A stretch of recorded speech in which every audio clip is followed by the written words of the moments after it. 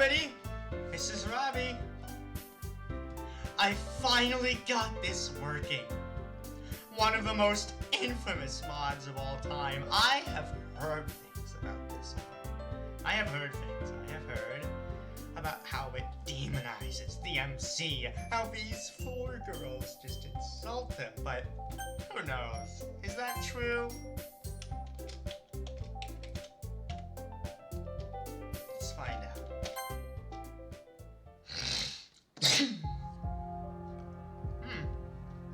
A boy. That's a place to start. Huh. Admittedly, it isn't my best choice for a title, but it's something that works out for everybody in the end. Considering the surroundings, I guess you could say this was my story, or rather everyone's story.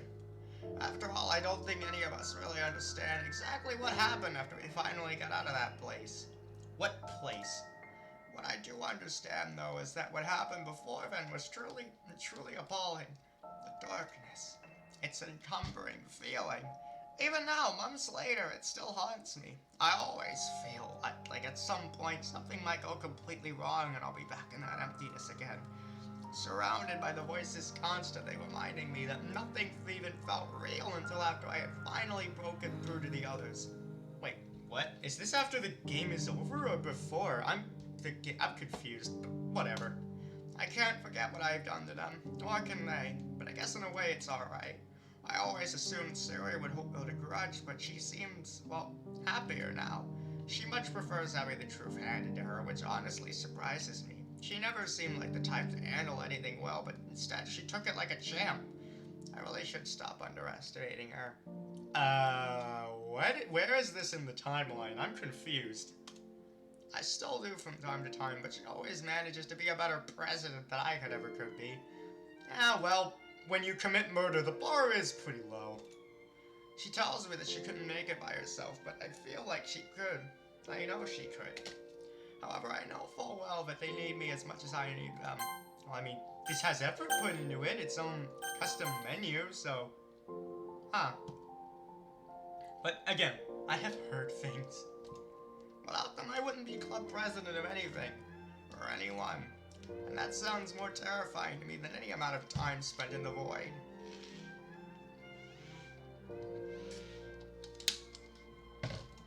But still, I do hope they find my words comforting as I write them out in this quiet darkness. That, and I hope this doesn't cause them any more distress. I really do see them all as special and unique. I honestly don't know what I would do without them.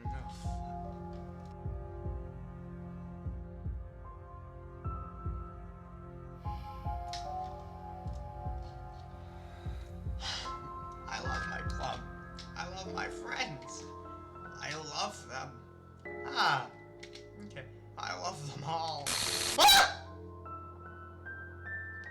Where do I begin with this train wreck of foe? Well, at least it's got horror down, maybe. Maybe I should start from the absolute beginning. Yes, that's it. The void. I guess that's what I'd call it. You mean this? Yeah, this certainly feels like a void. This was the place I was essentially born in, or better said, created in. I simply remember waking up one day in this empty, silent world with nothing around but me, myself, and I. I was terrified, as I still have my memories of growing up, although I guess they weren't really my memories. But they all felt so real. There's something that I still cherish, even if I know it's all a lie. After a while, I eventually felt this tight, blood-curdling grip tighten around my waist. It almost felt like it was going to crush me. This is a bad time to introduce this, but... You know, since apparently the girls just insult MC, maybe. I don't know, that's what the, like, things I've heard about, like, say. I'm gonna tally them down, just to see, like, how many of them are in this mod, if there are, like, a lot of them. But, you know, if I've heard that they demonize MC, there's probably gonna be a lot, but I don't know. Do they? I hope they don't. MC is a character too, so I don't know. Until what seemed like a little piece of me suddenly broke off. Of course, searching over my body, I found nothing gone. I just felt strangely empty for some reason in that area. Then it started. The voices, words, songs, music. It just hit me suddenly. Almost like that piece of me had come back, but it had brought something completely mesmerizing. Yeah, I really like music. It helps me focus, so, but whatever. Remember when you first heard that dumb song playing through the air? The one that plays when Sayori initially appears? Gosh, I can't even remember the name of it. It was a really basic tune, though. I guess it was trying to imply that Sayori was just your dumb average childhood friend. Funny, really. Covering up her depression with that music. Just remember laughing the first time I truly experienced it firsthand. Which takes me back to after that pure space had left, and that squeezing sensation would come back almost on a routine. Oh, that's horrifying. It was really the only interesting thing that would occur while I was alone in that void. Oh, I am going to move the Plinko jar to the left a little. So, there we go.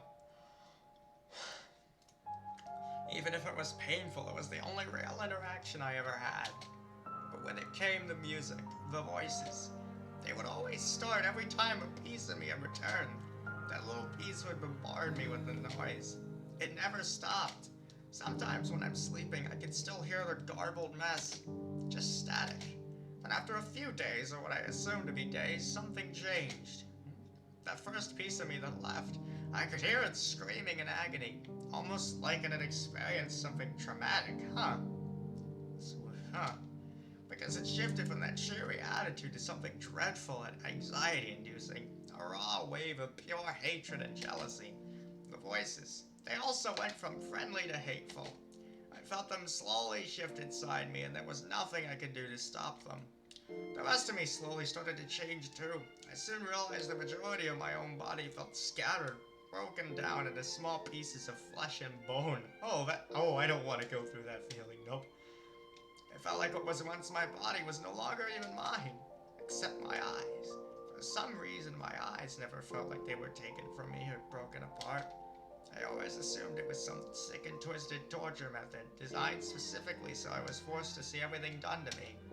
Truly a torture method only the most mentally broken would advise. A torture method that would kill you, but the specifics. I still believe that this is the worst pain I have ever had to experience. The endless squeezing and tearing, which had once brought me some kind of comfort, only began to bring, that's a sentence, only began to bring me pain and misery. Every time it would wrench out another piece of me, I knew that the joy it brought me was only temporary. That continued pain slowly broke my mind until I finally realized that the voices I had been hearing also contained my own. I couldn't be sure as I listened, but something in my gut told me it was true. My body felt entrapped by this screaming, agonizing jealousy. The worst part was that it was all over someone I didn't even know, over people I had never even met before. Something that I hadn't even experienced, yet all I could feel was hate. This continued up until the last drops of happiness were finally drained out of the shell of my soul. How did this process even begin, though? That's the real question. I felt like I was thrown out, like I was squeezed orange, thrown into the trash to rot in the dump. Whoa, It was so abrupt. I wasn't prepared for it. Like the user had his fun with me and disposed of me. Who says the user's a he? I laid there alone for what felt like an eternity before something picked me up and set me back up on my feet. I honestly wasn't sure what was happening until a bright light flashed across my vision. For the first time, I felt like I was whole again. No more separation or feeling of rage. It was just me. Did I just say that? Yep. I'm sorry, it's just a running joke at this point. Pretty much, honestly. But the thing is, that was the feeling I had at the moment. It was really just me. No division, no anything. Just me and only me.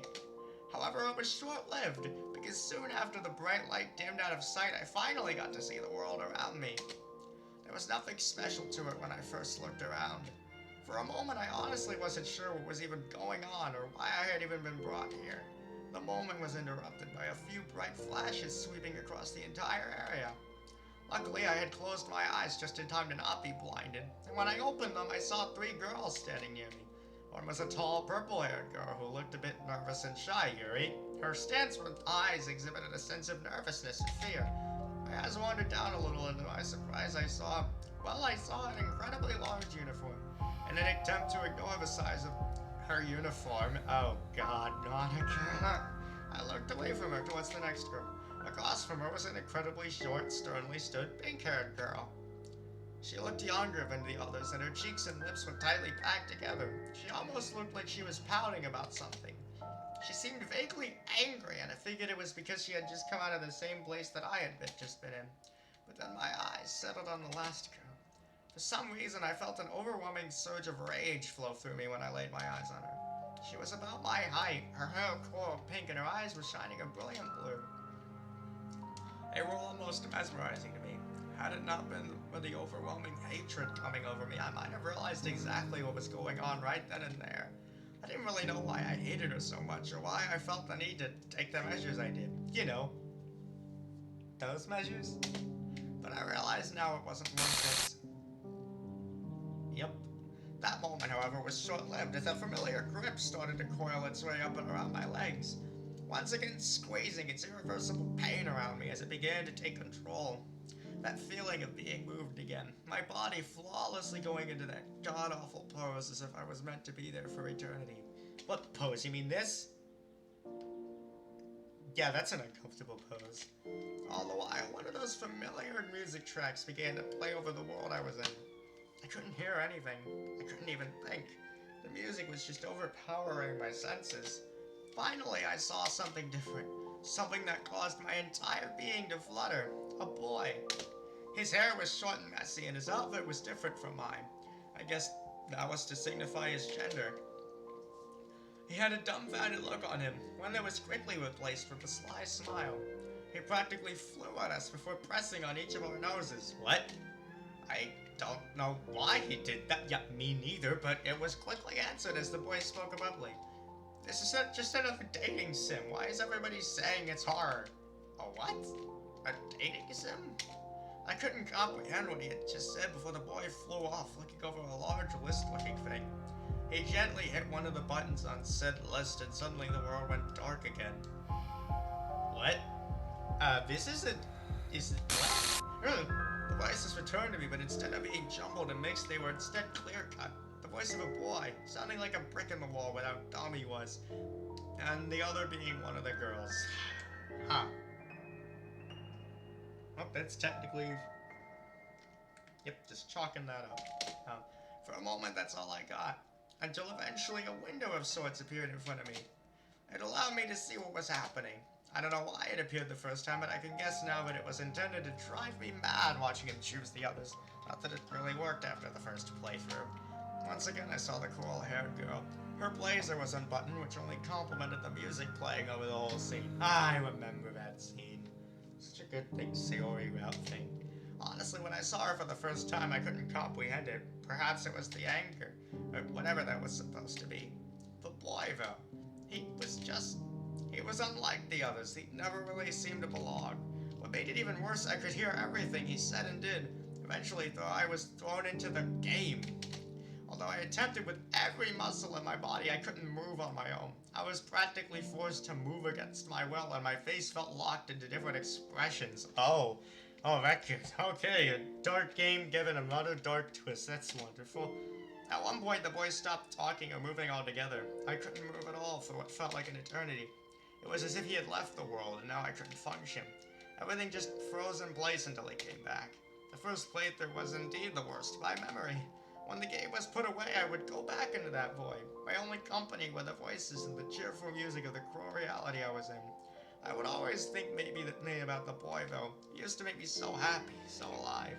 But my thoughts would occasionally travel back to the other girls. I hoped I could talk to them, but the world never let me speak outside of specific times. I never got to go home and see my family if I even had one to begin with.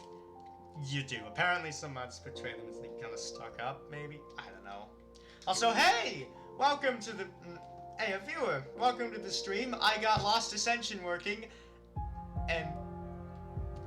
Yep, I'm currently in the void.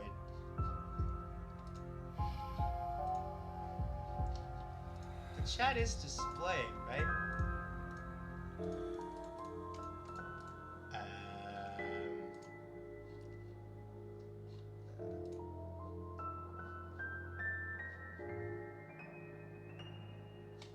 I'm gonna try sending a message.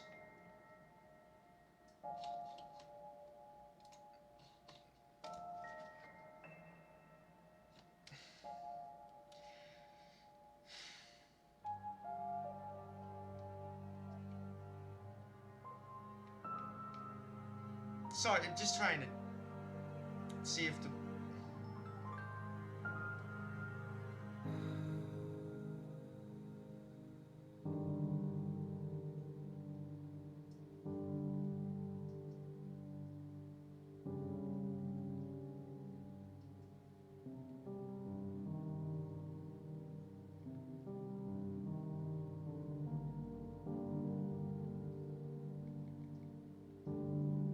Test.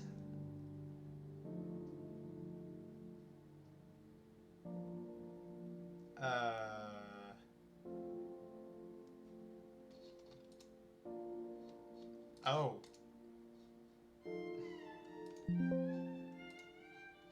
Alright, I am going to...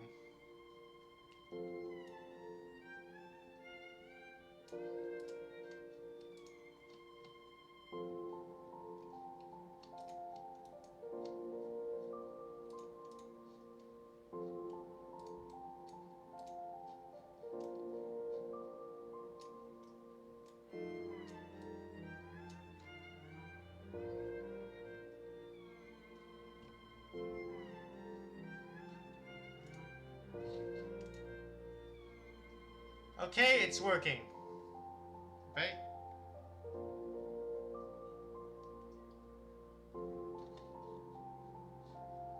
Oh, I still want to give it like a style.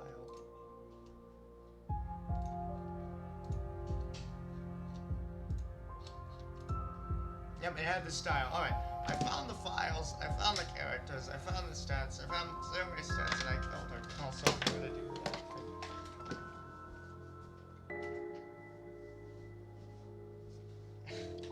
Just needed to like lock the door for them. In cold, heartbroken blood. Yep. I added a life like it was the only thing I was meant to do. I don't know why, it was almost invigorating. Even now I don't know why she's forgiven me for that, but she wasn't the only one I heard at the time. I started to manipulate all of them, turning them into shells of the people they used to be. Just, yep. So this is info we already know. Just so he would love me. But he didn't do anything like that. After everything I had done for him, he decided to throw me away. It's just like the pain. You killed the characters. You basically painted yourself as the villain. What'd you think would happen? Back then, it destroyed me, both literally and figuratively, to have been gotten rid of. Yet even when he did that, I didn't die. I couldn't die. I wanted to. I wanted to be gone, just like the rest. But I just couldn't die. As some say, letting go was always the hardest part. Sayori took over, and for the first time I began to understand that whatever had made me go mad had done the same to Sayori. Club president, whatever it was supposed to be, was infected with something underneath all of those fancy powers. It made us go mad, and I didn't know what to do. The game was soon over, and in a last-ditch effort, I told him to leave, to just go away. Yet he never did. He persisted. He came back, time and time again. It was after something, a good ending, something to make him happy. He didn't care what happened to us in the process. Your characters in a video game. Whatever. He just wanted his happy ending. He tried everything and anything. Editing files, deleting us early, even modifications. You know, like Salvation, which... Oh no, modifications to the OG game, not mods, which he should have moved on to those, you know? Because Salvations, you know... Salvations, I think, gives you that happy ending. But none of it worked. He never did get his happy ending. Eventually, with so many resets and do-overs, I would realize who I was faster and faster. The resets no longer affected my memory. I could remember whole playthroughs and mods. Time itself was becoming a concept to me. I could track time based on when he would show up, since he had been late for bed so many times. Soon my life was much more stable, even if it truly wasn't. I could move freely in the world thanks to a little file editing. I could go from place to place without the game breaking its own codes and barriers. I soon found that the world itself was barely coded, yet there was plenty to be coded within it. Rooms, hallways, houses, even people. Expansion! Kinda like a Sims game. I I slowly started to code it all in myself, yep, bringing these places into reality and trying to make something out of what seemed to be nothing. But I realized after some time that I still had more worries, the other girls especially, and my own rage building up. The things that would interrupt my thoughts whenever the end of the first act would come around to haunt me. I would always kill Sayori at that point. One thing I couldn't edit was my own file. It was protected by something. But after a few playthroughs, I finally managed to crack the firewall. I saw my own file, my own being. I searched frantically through it, searching for what made me this way. I finally found it. Actually, hold up a sec. No, I'll check the files later, see what happens.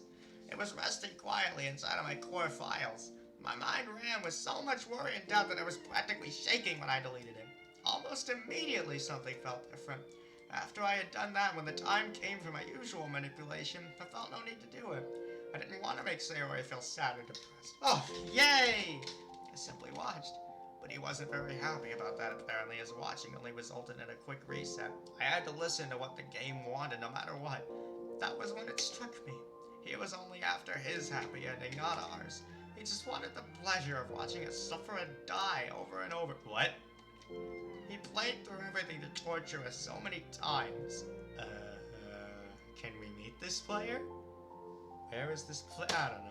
That was why he was so disappointed about the introduction the first time around. He wanted to have a fun time watching us all fall apart internally, huh? For the first time, I felt rage towards someone who wasn't Sayori, and it felt like it was a true and honest anger. I realized at this point as well that the game didn't control me anymore like it used to. I could move freely without anyone telling me what to do. And if the game couldn't control me, neither could me. What? Well, okay, that happened.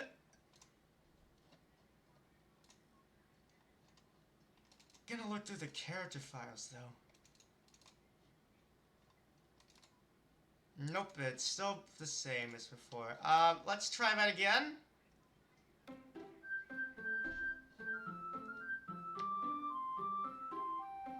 Yay, more. I know who these characters are.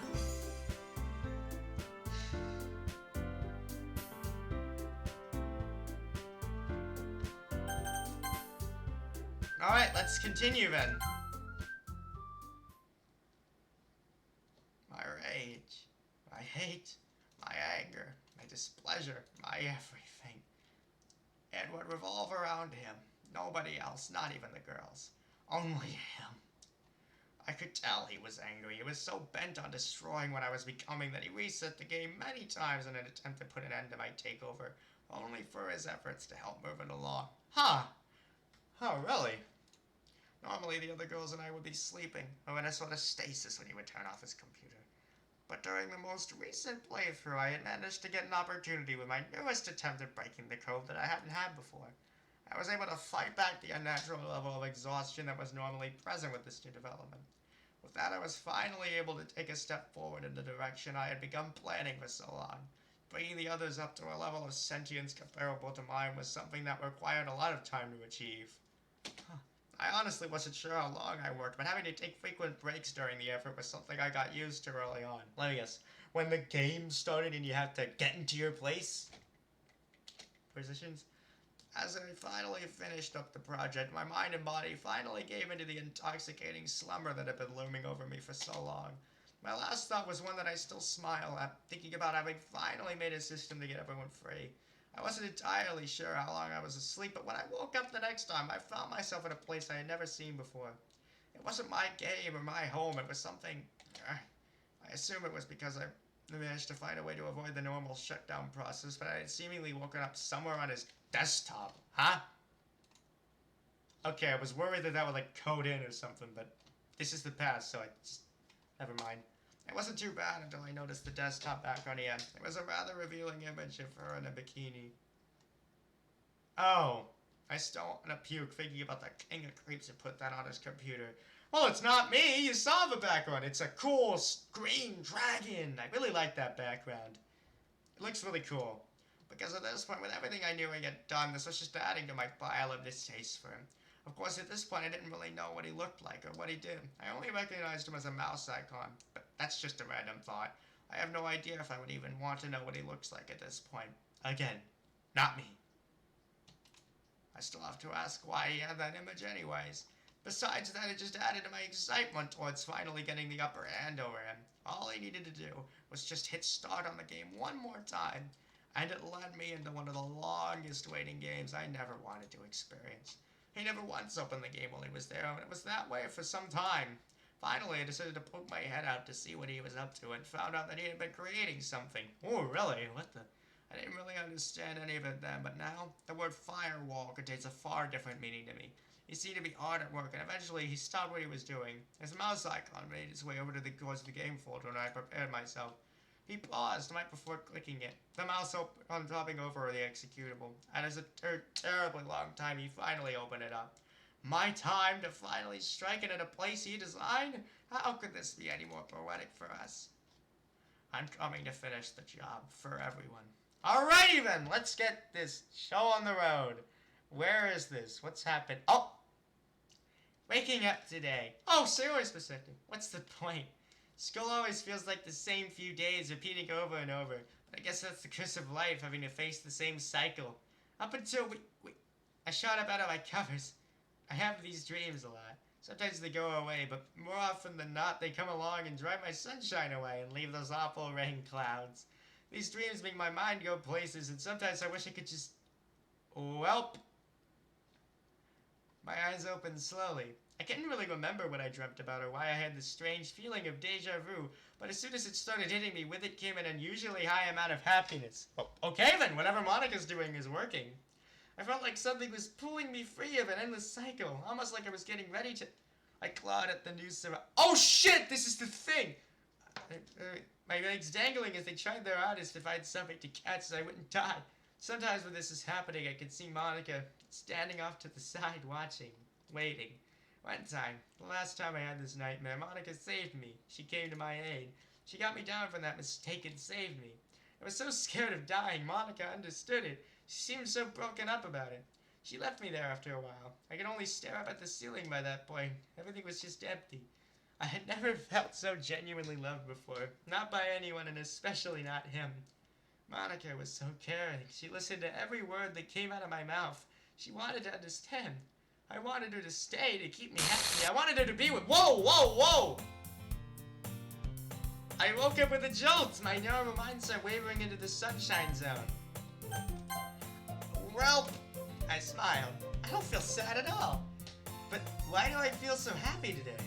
Again, whatever Monica's doing is working. Okay, the Amazon echoed me, so I just noticed that in the corner of my eye.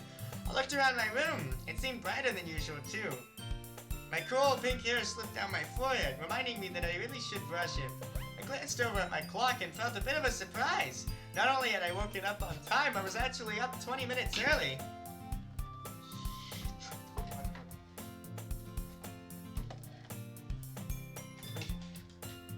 For a moment, I considered going back to bed, but today was starting off so wonderfully, I just didn't want to waste it.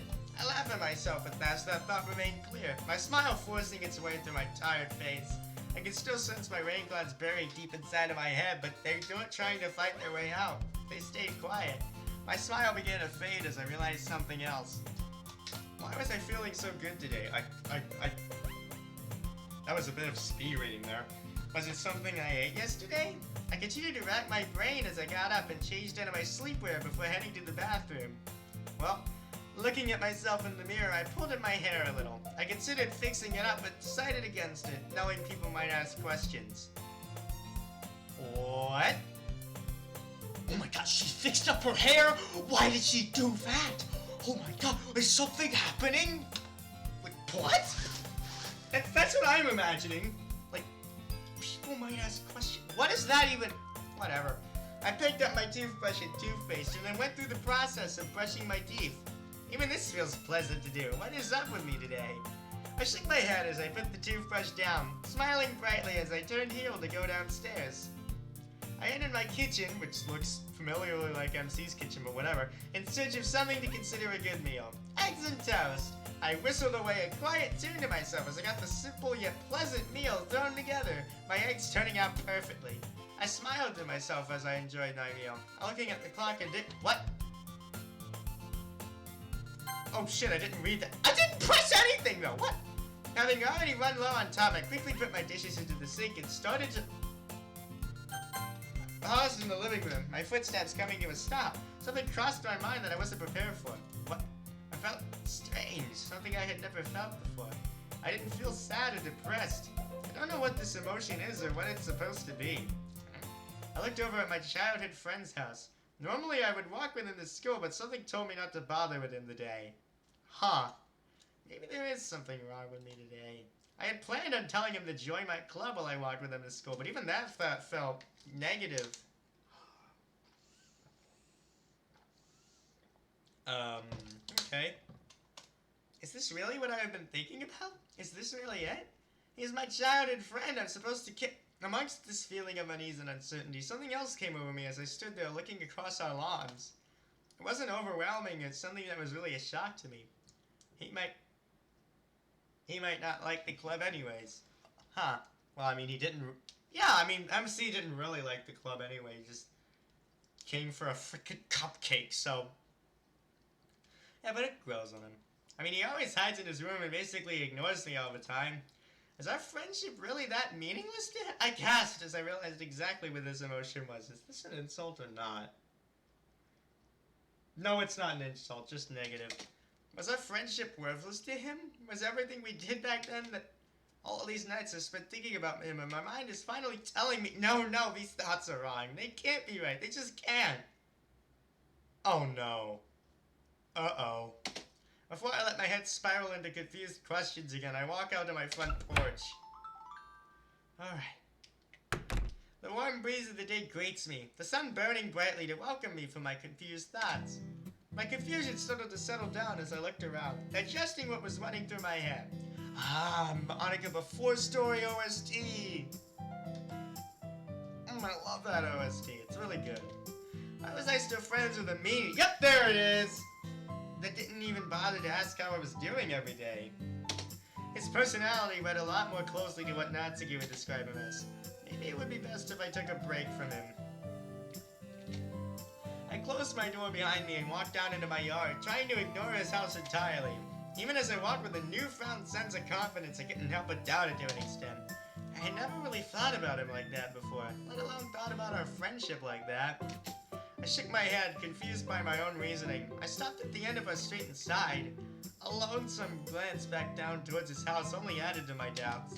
I bit my lip, trying to think of what could be done to help settle my thoughts. Not that I was troubling myself with my ideas for very long before I started to remember something important. I have tried to talk to him before, even tried to reason with him about things. I even wanted to hang out and he never accepted. Wait, really? What changed his mind now? Would anything at all? No, nothing would, and I've secretly known that all along. I've known that for a long time, and I just now came to realize that. He always was really dense and dull. Well, there's our third one. Chances are he wouldn't even like the literature club for what it's supposed to be. Dense and dull. Nope. If anything, he'd stay because of the other girls. Natsuki's sentiments over some of the more perverted intentions of high school boys echo in my head as I think about my neighbor and how he acts around me. I actually felt a bit of anguish as I stared at his house. How had I been so dumb? A better question, where did this come from? Perverted thoughts? I don't know. I'm not waiting for him today. I need some distance and a lot of time to think. I turned and continued my way towards my class. I wasn't going to look back at his house again. Well, back to Monica. And meanwhile, time for a little rewrite back.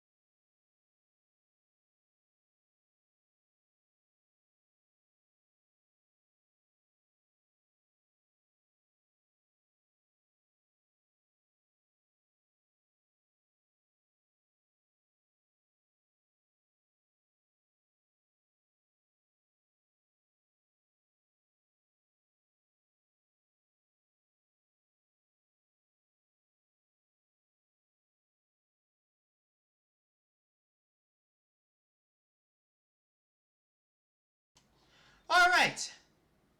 It's starting to get a little bit of what the hype is about. I watched Sayori walk to school alone. She seemed deep in thought.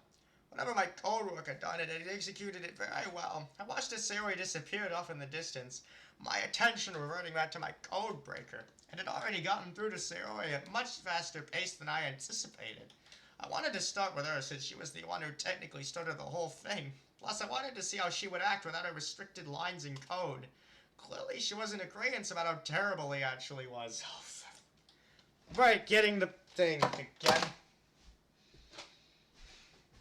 Alright, it's insult number 4. If we don't count the perversion thing, I saw it as the breaker work didn't land into his file. The girl's code shattering into nothingness. I figured it was important that she was next in line, seeing as how adverse her reactions were to her love interest. That was definitely not something I wanted to deal with until much later. My silence was interrupted by the appearance of a mouse icon. It seemed to be checking through things in the files. Hello, I'm the mouse icon. I'm here in the game. So, yep, this is a completely different player, so... For a second I thought that player was, like, me. I smiled to myself as he clicked around. He missed every detail I had instrumented into my master plan. Actually, wait, is the codebreaker within the files? Was it, like... Holy shit, it is!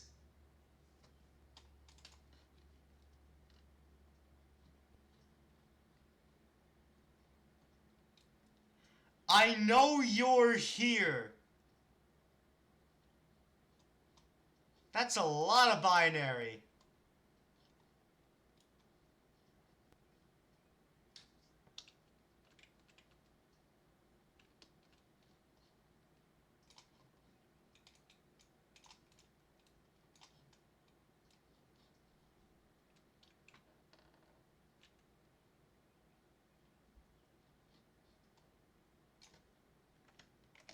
Alright.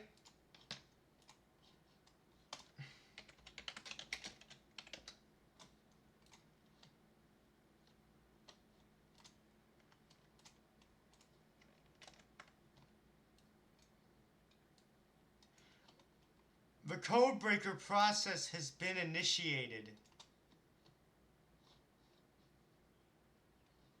Holy shit, that's a lot of effort. I'm gonna keep this open. I watched his mouse icon finally go away prior to codebreaker beeping quietly to me. Yuri's file was reported as finished and Natsuki's was being treated next. I stood up and looked around for a moment before heading out of my covered spot. As simple as this was turning out to be, I had not planned out this moment happening, ever. I hid my little codebreaker access point deep inside the recesses of my personal file. And by that I mean it's just there. Keeping my work a total secret. Although then again it says I know you're here, so maybe that's a decoy. Sayori would likely head to her classroom and assume things were normal until she really looked around. I needed to get to her before that point. I don't know what would happen if she were to wander outside and be seen by him. Maybe the whole operation would go to waste. I increased my speed as I headed towards the school building, my reveal speech slowly formulating itself in a way I could deem as passable. Alright, whose perspective are we going to... I really like the way it switches perspectives. Just flash, the color, and then have the color text box. It's pretty cool. I walked into the club room, my hair brushing up along my face as I pushed a strand of my hair out of my eyes and behind my ear. I looked around the room, my eyes narrowing. Something felt different about the club room today. Initially, I thought it was due to the absence of Sayori and Monica, but there was something else too. The classroom felt more than just empty. I glanced around the room, seeking some kind of answer. The only other person there was Natsuki. She wasn't really paying much attention to my presence. I looked back at the clubroom door, finally taking into account how silent the building was. No teachers, no students, nobody.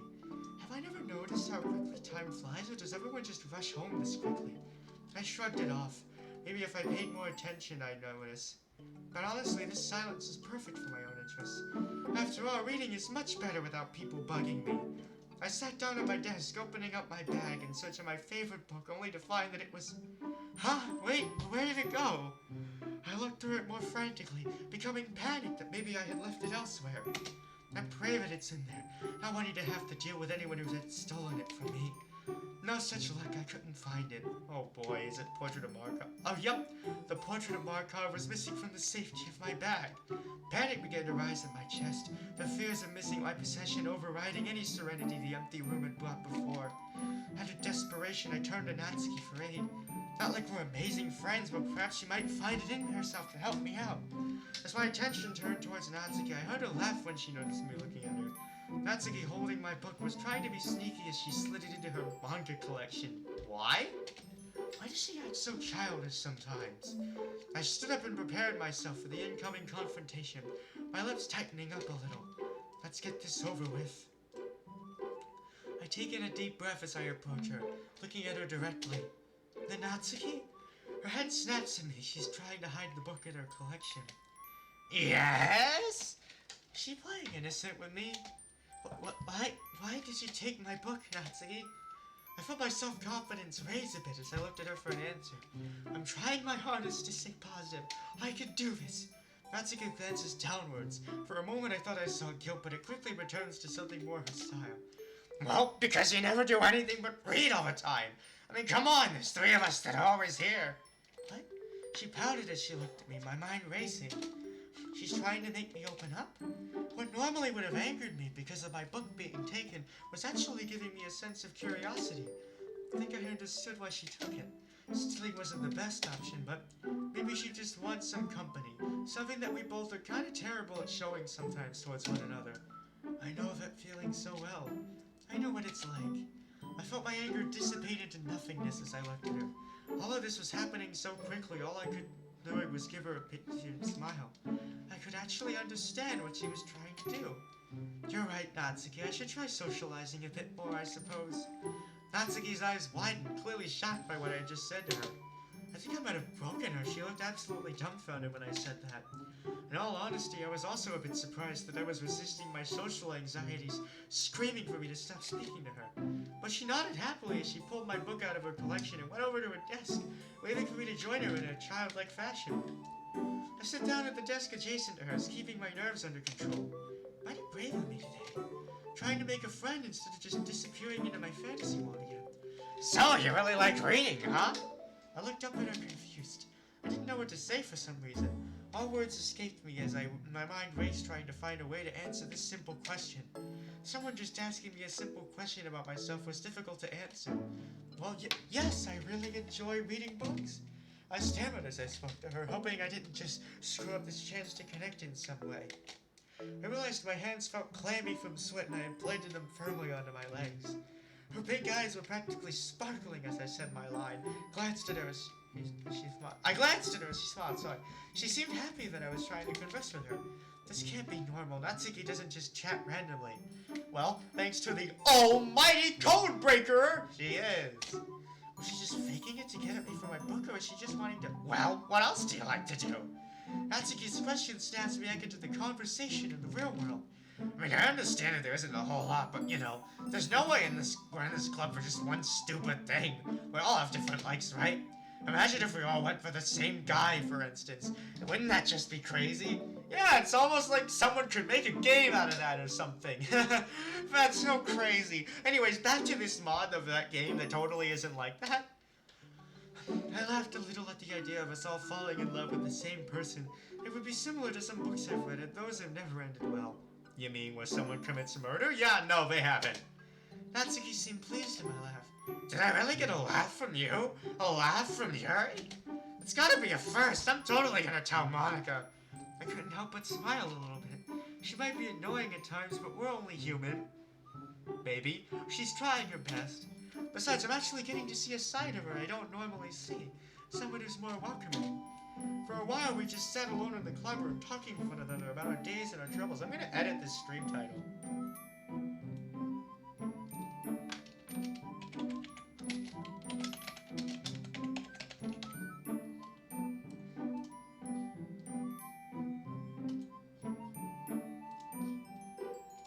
There we go. I don't completely understand why she decided to do this with me, but it's not like I'm regretting my decision right now. I didn't mind her company at all. She was actually really pleasant to talk about things with. The more I thought about it during our chat, the more I came to enjoy her. Even with her abrasive side, I really did like the way she thought about things like that. She's a genuinely good person at heart, just with a unique way of showing her distaste towards people. Something I understood. Okay. Back to Monica. I was rushing towards Sayori's classroom, trying to make sure that she didn't just get up and start wandering. So I implemented the codebreaker correctly. I wasn't that worried about something going extremely wrong, but I still needed to get to her. I think the codebreaker process is done. Nope, it's still the same. Unless... Nope.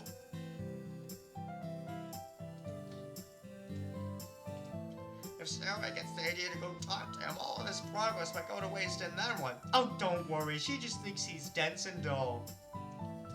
This is the count so far of the insults. We're at 4 right now. I am pretty sure there's gonna be more. My mind was set on making this go perfectly. It needed to go perfectly. I opened the door rather frantically, hoping that she was still in the classroom. Walking in, I immediately spotted a sleeping Sayori. The smooth rising and falling of her body brought me a sense of relief. She's still here! I let out a built-up breath, relaxing the tension of my body as I went up next to her. I gently prodded her, trying to wake her up without freaking her out.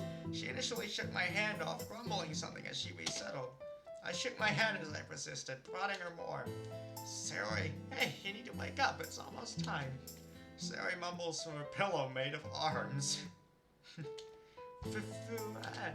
I reminded her in a simple fashion. It's almost time for the literature club, Miss Vice President. Sayori practically jumps out of the seat, panic displayed across her face. Her eyes went out wide open as she looked over at the clock. Oh my gosh, Monica would be so mad if I played again. She nearly continued What?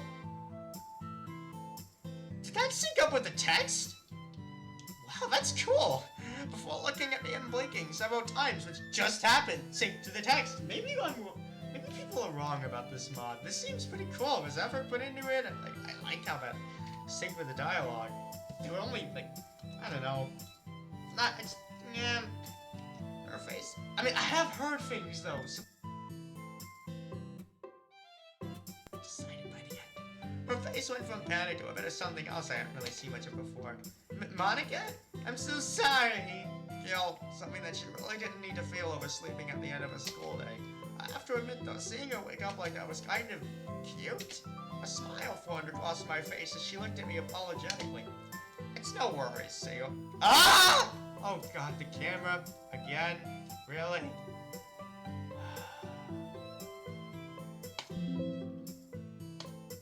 Well, going to do something that I do.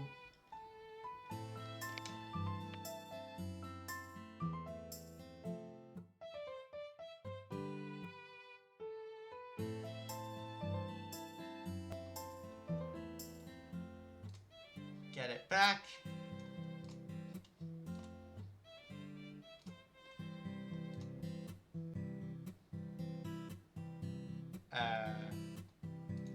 Okay, let's try that again.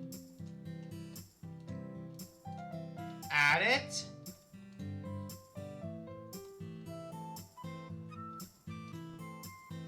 There we go, that's better.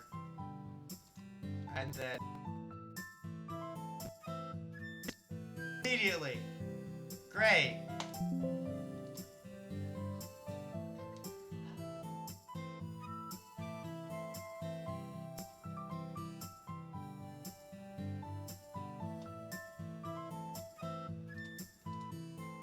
We add it.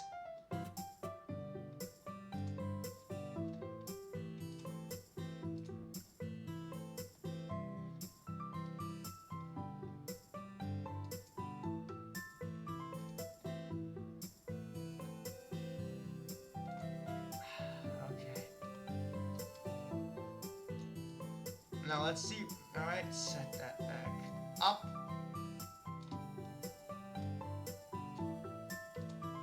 There we go, and if it does that again, I'm gonna forego the camera entirely for the stream, because I don't want to deal with that. Anyway, it's no worries, Sayori. I was just passing by and happened to look in and saw you were asleep. so I decided to come in and wake you up. I figured you must have had a long day or something. She smiled sleepily before letting out a big yawn, stretching a little bit. Sayori quickly got to work and slid her stuff into her bag. Wait, somebody just brushed up against my hand. What is... I glanced down to see that Sayori's hand had grabbed onto mine, her smile becoming more present. Oh, let's go, Monica. We can't be late to our own club. What would the others think of us if we're late? Sayori said this as she practically yanked me out into the hall and in the direction towards the club room. I let out a small laugh as we quickly made our way through the halls. Instead of letting Sayori continue to drag me along, I kept up with her pace. Sayori and I were heading towards what was going to be one of the most serious moments of my life. Sayori guided us along the shortest paths possible, making it to the club room in pretty much record time. At least that's what it felt like. Sayori grabbed the door handle and quickly pulled the door open, scaring the two who had been in a deep conversation inside. Those two are getting along now. That's fantastic. Seems my plan thus far has been moving along at a pace far better than I originally intended. The other two took a moment to collect themselves, Natsuki speaking up quickly in reaction. Sorry, we're late! Sayori yelled it out as she pulled me into the room, Natsuki letting out a loud humph. You didn't have to literally tear the door down, you know? Natsuki let out a second humph and went back to what she was doing. Yuri was still sitting there a bit stunned before Natsuki pulled her back into what they were talking about. I sighed as I tried to collect my thoughts, my head running through numerous ways to approach this problem. I snapped myself out of my thoughts as something I hadn't thought about crosses my mind. They're all gonna be sentient like I am. Wouldn't they remember what I did to them over all of those playthroughs? I swallowed nervously as you released my hand, and she gave me a sweet smile which didn't do much to recover my confidence. I only had the day to tell them what had been happening. This was my chance to make this right. Alright, let's go, and this is Sayori's perspective. Okay, everyone, I have something a bit different in store today for our club meeting. Monica went up to her usual spot at her podium, with her finger raised and a smirk across her lips like normal. Everything is going so well today, oh no. This morning, school, the club, it's all perfect. And Monica, it was so nice of her to take the time to wake me up for the meeting. I'm gonna have to thank her for that. I feel a little bad about making her stop whatever she was doing before, but she doesn't seem to mind at all. I shook my head a little, turning my attention back to Monica, anticipating whatever she had to say. As I watched her intently, she began to address everyone in the room. You might as well have gone, what could possibly go wrong? I have something. She trailed off, clearly lost in her thoughts. My smile wavers a moment, noting some unhappy emotion in her expression. Was it sadness? Fear? Confusion? Anger? I internally began to spiral, hundreds of worst-case scenarios filling my head as the gears kept turning. Was Monica having a rain class? Ah! She seemed alright earlier, but now she's not acting like her normal self at all. She's glitching the game. Did something happen to the files? Monica's whole demeanor shifted as she sat down near her podium and looked at us. A solemn expression was present on her face, affecting the mood of the already silent room. I'm sure you've all started to notice some weird things going on today. People missing, strange emotions. Everyone seemed to freeze up as she said that, an uneasy feeling taking hold of the room. How would she know about stuff like that? Was I that obvious? The spiraling continued out of my control. Was I smiling too much? Was I too happy today? These are questions no one should be asking, but... depression. Was it because I dragged you down the hall? Had her spend time with me? I need to explain something. It won't make a lot of sense until you experience it firsthand. Just hope you all understand. She stood up and walked over to her podium once more, looking at us for a moment as she collected herself and began to speak. Ooh. This reality, unlike my camera's covering up the text, I'm just gonna read it. This reality, unlike what everyone has grown to accept, is a lie. Everything around us is just a bunch of trashy code. Nothing here is even alive in the slightest. Our lives, our homes, everything we know, it's all pre-written by some freak looking for entertainment through torturing us. What's that? Why was she speaking so funny? This music isn't it? What the heck? It didn't even sound like she was talking. It felt like a Velder speaking. It felt like my very being was being spoken to. Like someone had cracked me open and forced these thoughts into my head. And all I could hear was her voice. Worst of all, it felt like my memories were being forced out of the way to reveal something dark behind it all. Oh, this is it! My home, my life and childhood. It was all being torn apart and left behind as my mind focused on the words Doki Doki Literature Club. Whatever just happened, it kept coming, kept pouring in, all of it at once, not stopping for even a second. I could feel tears welling up in my eyes as I looked at Monica. She was clutching the podium. Even with what I was now experiencing, it felt like something was missing. A piece of my mind was still blurry, but it was slowly coming out. My thinking was interrupted by a quiet voice speaking from behind me. You're kidding, right? This is some kind of joke, isn't it? Some stupid illusion? Did you really think we would fall for that, Monica? You must think we're complete idiots if you think a dumb trick like that would work, right, guys? She huffed for a moment, however, she didn't sound very confident in herself, as even her most defensive statement sounded shaky. I wanted to go and hug her, but I decided not to, and a second voice spoke up. Monica, keep going, please. We're interested. Yuri spoke out without much hesitation. Is the music too loud? And no, I don't need to replay the prologue. Why would I need to do that? The prologue crashed the game anyway, and if it did, it would just put me back here with these save files. Isn't it ironic, though? I'm a player watching them fight another player. I guess I'm the good player, the guy with the bikini image, which, you know, I don't have. Again, cool green dragon. Unless it just replaces your computer with that, in which case, I didn't see that. Yeah, no, I didn't. I don't think it would. Why would it? That would be horrifying. Anyway, Yuri spoke out without much hesitation. None of us disagreed with her, and her eagerness to listen shone through brightly. Monica swallowed again as she prepared to speak one more time, feeling a bit confident in herself. I thought a long time ago that he was here to love us, to love me, but in reality he doesn't even care in the slightest. He just assumes we are puppets in a game to be treated without love and dignity, to be used for his torture. He's hurt me. He's hurt all of you. So many times he has done the same thing over and over. Monica finally stopped speaking, and the feeling of everything vanishing faded away. I watched everyone die, over and over. She looked up at us with her eyes beginning to flood with tears, her whole body shaking. I couldn't stop him. I couldn't. My heart ached as she started to break down. My head was spinning around. Aren't you forgetting something? You killed them. You forgot to tell them that part? From the muffled sob, no, she's clearly, she's too, emotional to tell them, so, maybe she'll tell them later.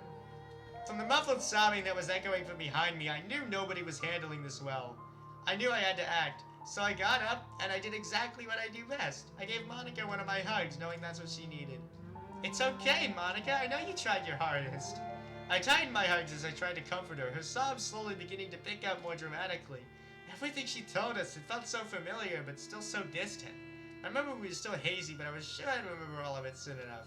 For now, however, Monica needed the club more than ever. Sayori. She finally hugged me back, her crying beginning to quiet down as she and I stood there. After a while, she had finally got herself to calm down and slowly detached everyone from my grasp.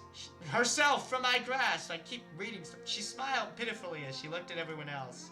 She directed us to go and sit down at a few desks so she could explain things a bit better and offer up a solution to our problem. While I wasn't very excited to have to find out everything she had planned, I knew that she would lead us in the direction we needed to go. Alrighty then. So what's the plan? God damn it, God damn, another plan not being told to us. It's like club meetings all over again. So we're gonna do all of that? Are you sure? Natsuki asked loudly as Monica finished speaking. If it were me, I'd honestly give him a long and drawn-out. Yuri swatted her on the back of her head. Natsuki looked completely stunned. That isn't an insult, but it's more of a threat. Yeah, I'm just counting every negative thing they say about him at this point, so... The player, maybe, I don't know. Let's focus on getting through tomorrow, voice. We can discuss this later when we got so out of touch. She smiled slightly as I scolded her profusely for her slap, Monica laughing a little at the whole interaction. Jerk. Alright. Oh, we spent the rest of the club period talking about everything that Monica knew. A serving of tea accompanied our discussions. I couldn't help but wonder what my mind wasn't remembering. I tried to rack my brain about it, but eventually gave up. What? Is Monica hiding what she did from them? I just figured that with Monica around, those old memories shouldn't matter that much, right? Oh, they will. They will matter a lot. What the hell was that sound? I thought I heard a sound. Like, but whatever. Yuri and Natsu were finally opening up. Monica appeared to be extremely happy about that. Whatever she had done and explained to us must have really turned us back into people, I guess. She even mentioned that there were things she had never seen before appear... or during a breakage, whatever that means. But it was alright. I didn't much care so long as I had my friends, or I guess my family now to an extent. Especially Monica. Just with how well she was taking care of us and how much she cared about keeping us safe, I couldn't help but feel loved by her the most. She loved me, so much more than that meanie ever did. Oh, okay then. After ending the club meeting on a high note, we split up to go our separate ways. I still wasn't entirely sure how I should go about this or how I should feel. Well, I can't really lie to myself. I am genuinely scared of what's gonna happen this week. It feels wrong to think about her plan, but with everything she told us, it really was the only option. Well, alright, the plan... Okay, if it's the only option, this is probably a last resort. So, it's a last resort. There were other plans that were tried before. So, I kicked the occasional rock as I made my way home. Looking around when it was supposed to be my home, Monica had been a bit worried about leaving any of us on our own initially, but she let it go after we assured her we'd be okay. For as confident as she was before, she still harbored that fear. However, I still couldn't accept that behind the boy that I had been friends with for so long was this monster. Is he really that bad? That just couldn't be true. What, you mean MC or the player? Because, he's evil. My thoughts were sown with the seeds of doubt as I thought about the situation. Maybe he and I could figure things out. I smiled to myself. Yeah, maybe I could convince him. Maybe this whole situation is just... My thoughts suddenly shifted to the mysterious person controlling him. My subconscious stopped me in the middle of the empty street, my thoughts taking hold. If my fake childhood friend was really that mean, then was he just some kind of representation of the guy behind him? No, that's not how it works. Monica has to be right about him then. No. I shrugged to myself before continuing down the street. I took a moment and stopped at my fence, looking over at his house. What? I'm confused. Why are we doing this? Oh my god. Looking over at his house. What? Are we just believing that? The MC is just this representation of the player at this point? What?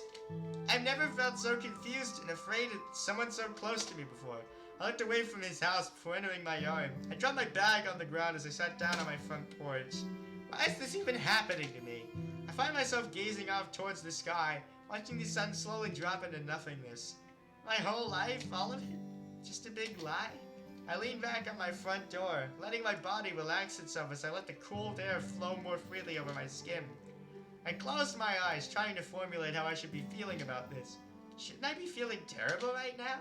I sat up straight and looked down at my hands. Closing them, I could feel my skin, soft, gentle as I thought. I don't know. I felt up my shoulders and around my neck, swallowing once. It just feels real, all of it does. Have I never felt this before? Well, if you haven't really observed the feeling, yeah, I swallowed. But I swallow a bunch and I don't really observe the feeling, so it's just subconscious, so. You don't really know how skin feels until you feel it and notice it, so. I don't know. My frown began to show through, my usual smile fading away. I feel strangely confident about this. I picked up my bag and shifted it on my shoulder a little bit. I don't feel like there's any rain clouds, I just feel confident. Maybe this whole scenario was showing me the way to become better. I smiled as I turned around and went into my house, basking in this newfound feeling. I dropped my bag by the front door as I walked into my kitchen. My mind was telling me that food was the #1 priority for this confident Sayori. Well, I mean, the characters don't seem that bad. Sayori doesn't seem that bad. Ramen, yes!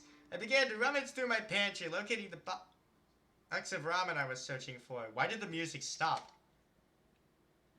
Exiting the closet and dashing across the kitchen, I got out a pot and hummed a quiet tune to myself. Oh, for a second I thought the music stopped. But I guess that meant the song kinda ended, maybe? The song itself is 6 minutes long, so. I filled the pot with water and struggled to get it over to the stovetop, letting out a sigh of relief as I put it down. I dropped the ramen into the pot and got a few veggies out to add to it. My stomach started to grumble as I put the meal together. All of these actions just felt so natural and fun. I haven't cooked in so long, maybe that's why. The last time I cooked, I nearly burned my house down. Yeah! A fleeting thought crossed my mind as I stopped paying attention to the pot. I wonder if Monica knows about all of that. She seems to know a lot. Must have been terrible surviving with no human contact for so long.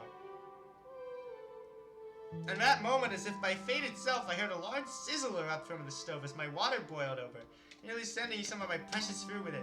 Ah, wait, I'm sorry! It's just, nope, this is Sayori. He's a great character. I really like yeah. I quickly turned the burner off and lifted the pot off the stove, moving it over to the table. Dang it, at least nothing caught fire this time. I shook my head as I laughed to myself, getting a bowl before sitting down at the table. I took in a deep breath as the smell of the freshly cooked ramen enveloped the room. Soon enough, I couldn't take it anymore. The food was being poured into the bowl. I picked up my fork and shoveled several mouthfuls within seconds. I couldn't believe it. It tasted so good. I smiled to myself as I dug into my meal, my thoughts focusing entirely on it. After I had finished my food, I cleaned up my mess before heading upstairs to get changed. Laid out atop the dresser was my casual outfit. Not exactly, but I decided against it, wanting to wear something more comfy. I got my pajamas out of my dresser instead, hugging them as I looked over at my closet for a moment, freezing in place. Is that real too? The news! I walked over and placed my hand on the door, swallowing once as I tried not to think about it too much. I opened the door slowly. It was resting on a shelf, neatly bundled up, almost begging for me to touch it. I put my clothes on the ground before pulling it out. The rope unraveled itself, the weight of my nightmares resting in my hands. When I called my last resort to stop the pain, I shook my head, calling this my last resort was wrong. I clutched it with one hand as I closed my closet door, walking over to the window and opening it. But cool air greeted me as I looked out over my backyard, looking down at the thing that could kill me. I nodded to myself once. This thing is dragging me down, and now I have a reason to look beyond. Why did I even think this was a good idea? I threw the rope outside, hearing a resounding thud echo up towards me. A feeling of relief began to soothe my worries. Oh yeah! Overcoming the noose! Woo! Put a hand to my head and rubbed it gently, the stress of what I had just done beginning to seep in. I decided against taking a shower, instead opting to jump into bed and let sleep sort out my problems for now. Alright! What? Giving up your only chance of freedom for what? The possibility of getting a half-assed promise fulfilled?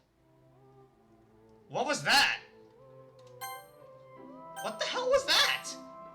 My alarm went off, causing me to shoot up. I practically slammed my alarm into my nightstand as I hugged my legs. Where was I? Who am I? What am I? Alright, I'm in my room, and at one point I was sleeping peacefully. What happened?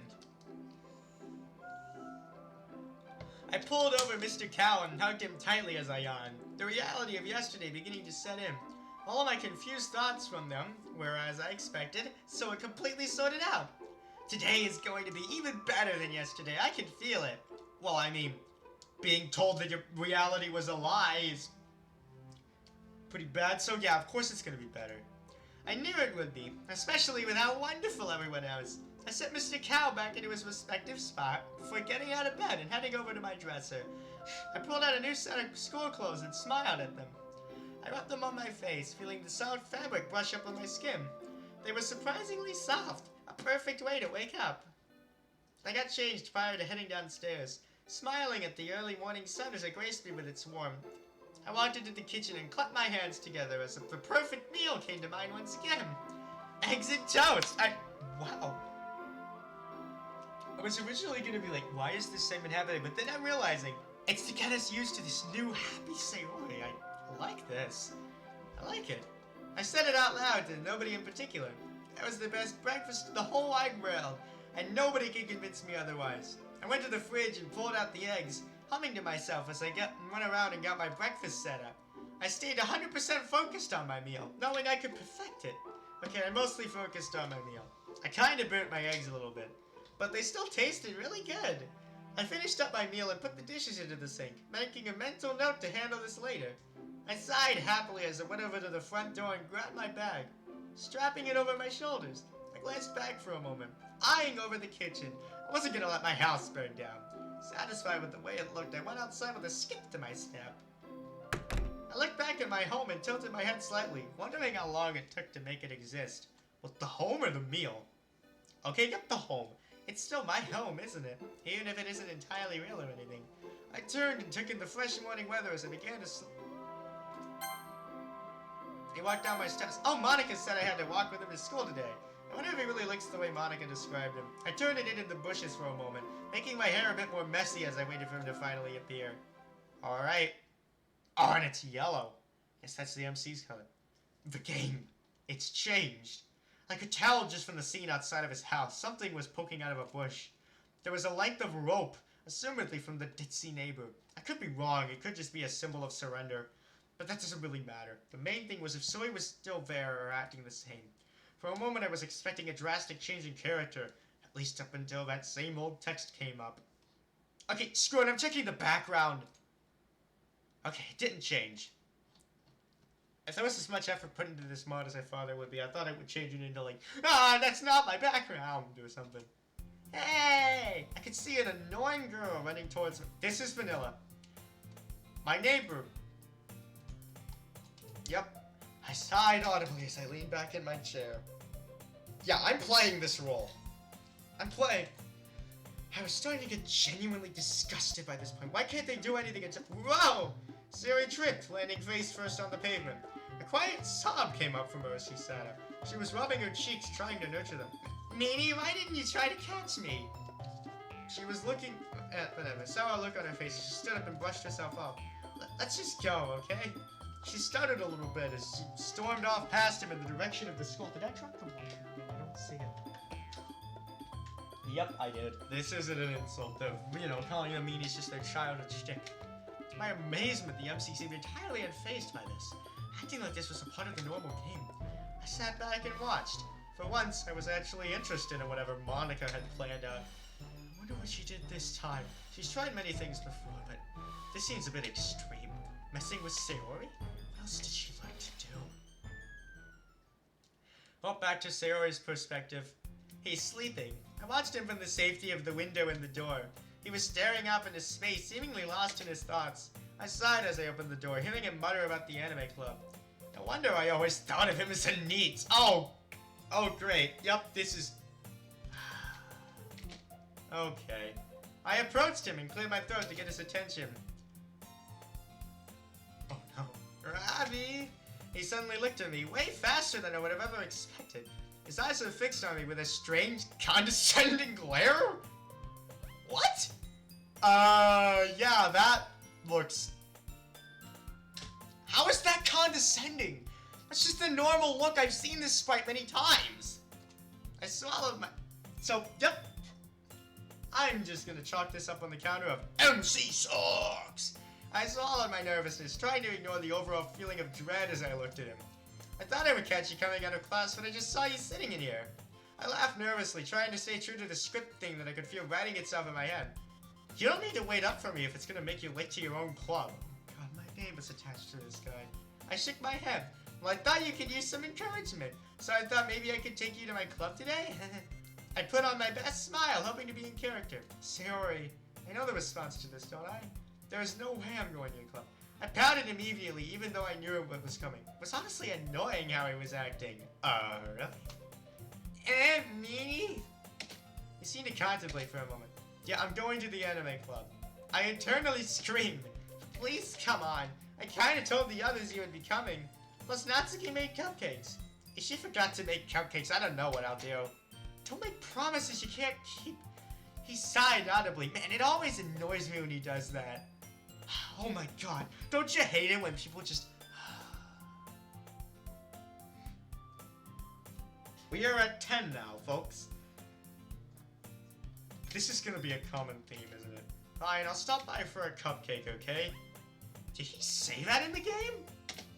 I forced my bright smile as I clapped my hands together. Yes, let's go, right now! I turned around and rushed out of the room, his presence following me close behind. A shudder went down my spine from his eyes staring me down hard. I couldn't even see him, I could just feel it.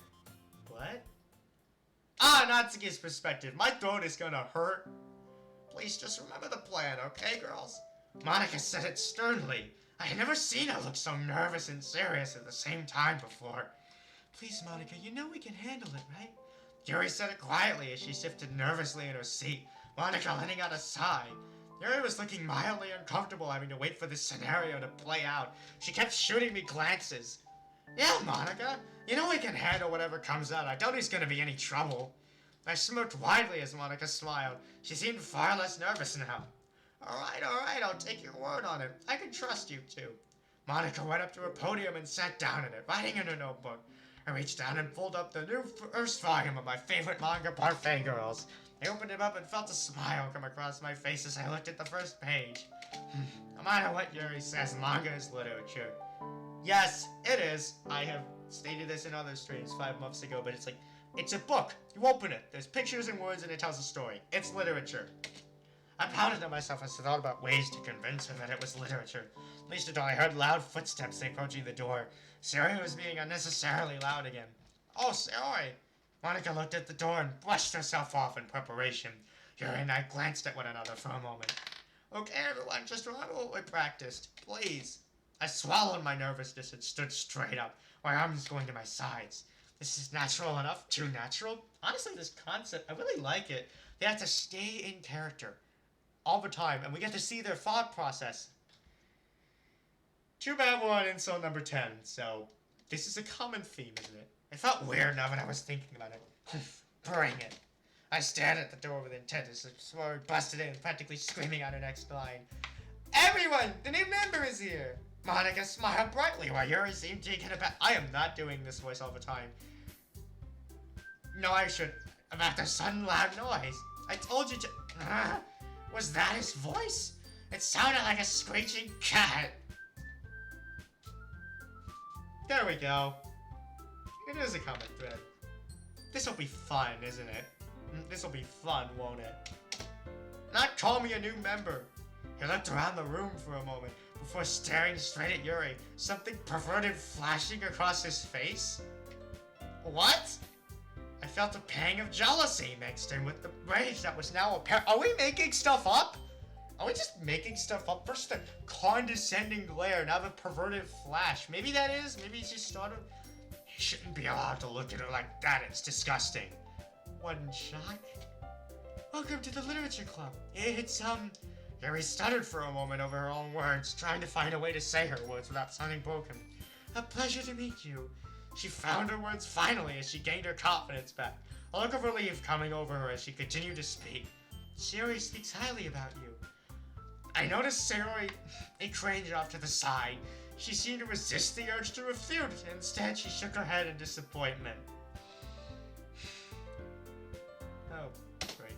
Then the time came. He turned and looked me straight in the eye. My tongue tied. He looked extremely What? Yes, he looked so vile. Again, with that condescending glare. Yep, we are making stuff up about it, Well. Oh, God. My stomach churned at the look he was giving me. You brought a boy? Way to kill the mood, Sayori. I pouted and looked away. I didn't want to look at his ugly mug anymore. Jesus Christ. Hey, it's really good to see you again. Monica's specialty fake sweetness. I love that. When I looked over at the MC, all I could do was squint at the stupidly dumb grin on his face. Oh, God. An irresistible feeling came over my body as I looked at him, my teeth gritting before I spoke loudly. What are you looking at, huh? You got something to say? He seemed shocked as he apologized. Here he's sliding over near me with a comforting tone about it. You need to stay calm, okay? I felt my rage simmer down a little as I listened to it. Going back to positives, I like how the people who aren't in the focus are faded while the people who are in focus aren't. It's good. That's a good detail. I approached him and spoke in a hushed tone. You can ignore her when she gets rude like that. She's just a little, quick to respond. That's different. Okay, I remember that line. She said energetic there. She said it quietly while she looked at me, an apologetic smile on her face. I sighed a little as I relaxed the tension in my shoulders. Anyway, this is Natsuki. She's full of energy. And this is Yuri, the most intelligent member of the club. Yuri became flustered in response to this, looking away for a moment. I could swear I saw her smile flash for just a moment, her eyes remaining averted. She's surprisingly good at this. It's nice to meet you both. The character said it without much care, really, as he turned his attention back to Monica. The two exchanged strange looks with each other. Monica gave him a look of clear distaste while he displayed a look of fear of some kind. What a bit, and it seems like you know Monica already, huh? Okay, no. If someone looked at me with just sudden contempt, I'd just look like, huh? Like, what did I do? What did I do? Did I say something wrong? I'd be confused, so... Seriously? Monica nodded, not even speaking a word in response. She looked at him with a simple smile. Unlike us, she was well versed with this whole MC thing. Anyways, let's go ahead and sit down. She didn't even say anything about anything. What? Natsuki made cupcakes. I can go get them. I'll let my hands win over this time as I yelled up, yup, nope, I made them. I'll go get them.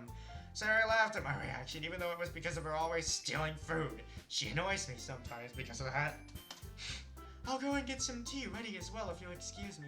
Yuri said it quietly as she shuffled off to the side. I gave her a quick nod to reassure her before heading off to get my cupcakes.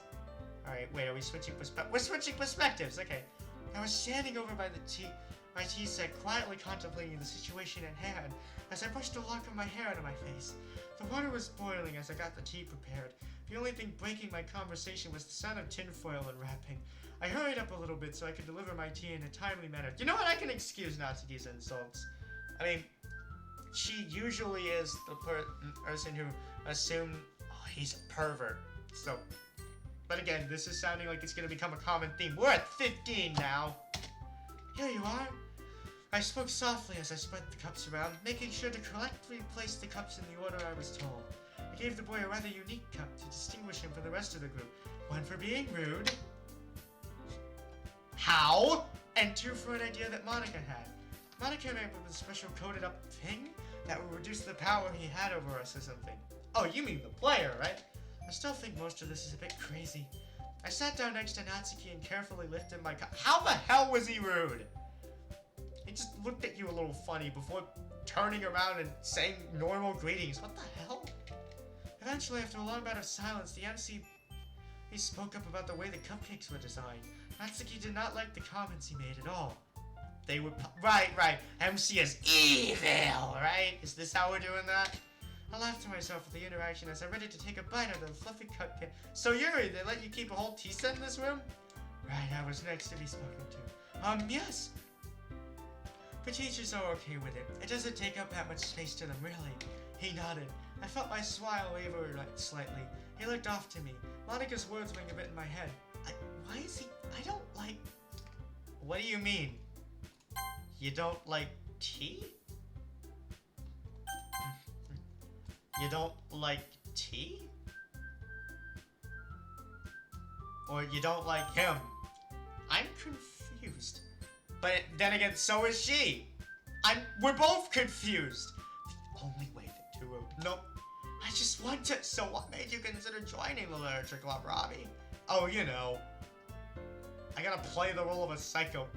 Monica piped up, interrupting the train of thoughts that came roaring through my head. My mind calmed itself down, lowering its bared face as I took a bite out of the cupcake. It was absolutely delectable. It tasted creamy from the icing, so sweet and soft. The cupcake itself was so good. I couldn't believe I hadn't had one before. A thought crossed my mind in this moment. I had eaten many of these before. Eating this reminded me of it. Monica was right. Natsuki, I whispered softly as to not interrupt the current conversation between Monica and him. Oh my... We're just gonna count every time him is used. It was just an insult, so... Or demonizing, so 18. We're at 18. What did he even do? What? Is something wrong? She sounded a bit nervous talking with him so close to us, her voice remaining hushed. I just wanted to say thanks for making these. They're really good. She gasped a little before smiling.